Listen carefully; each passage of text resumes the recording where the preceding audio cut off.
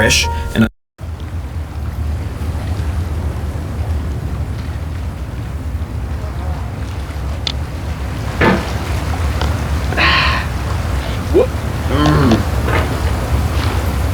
There's no feeling more intense than starting over. If you deleted your homework the day before it was due, as I have, or if you left your wallet at home and you have to go back after spending an hour in the commute. If you won some money at the casino and then put all your winnings on red but it came up black. If you got your best shirt dry cleaned before a wedding and then immediately dropped food on it. If you won an argument with a friend and then later discovered that they just returned to their original view. Starting over is harder than starting up. If you're not ready for that, like if you've already had a bad day, then what you're about to go through might be too much. Feel free to go away and come back. I'll be here. Alright, thanks for coming with me on this trip. I'll understand if you have to take a break at any point. Just find a safe place to stop and quit the game. And don't worry, I'll save your progress, always, even your mistakes. This game is a homage to a free game that came out in 2002 titled Sexy Hiking.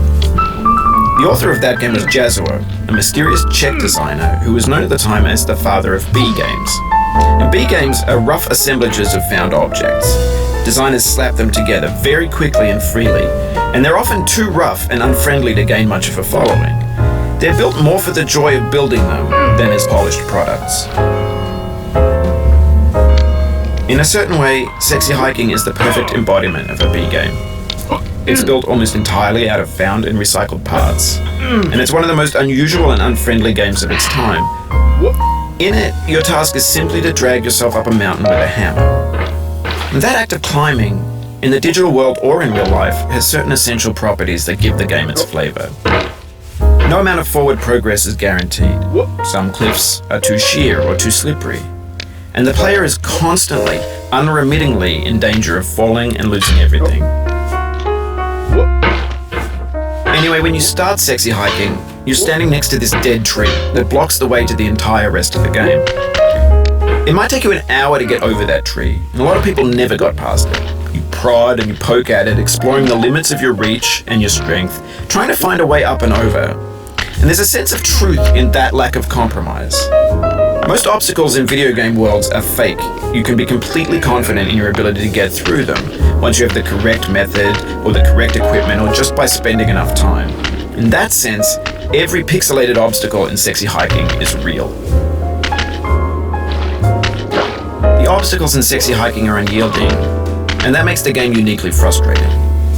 But I'm not sure Jazuo intended to make a frustrating game.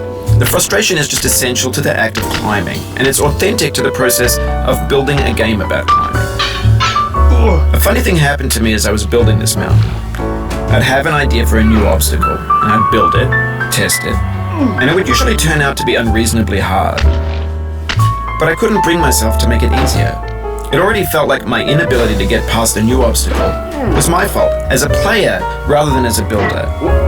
Imaginary mountains build themselves from our efforts to climb them, and it's our repeated attempts to reach the summit that turns those mountains into something real. When you're building a video game world, you're building with ideas, and that can be like working with quickset cement. You mold your ideas into a certain shape that can be played with, and in the process of playing with them,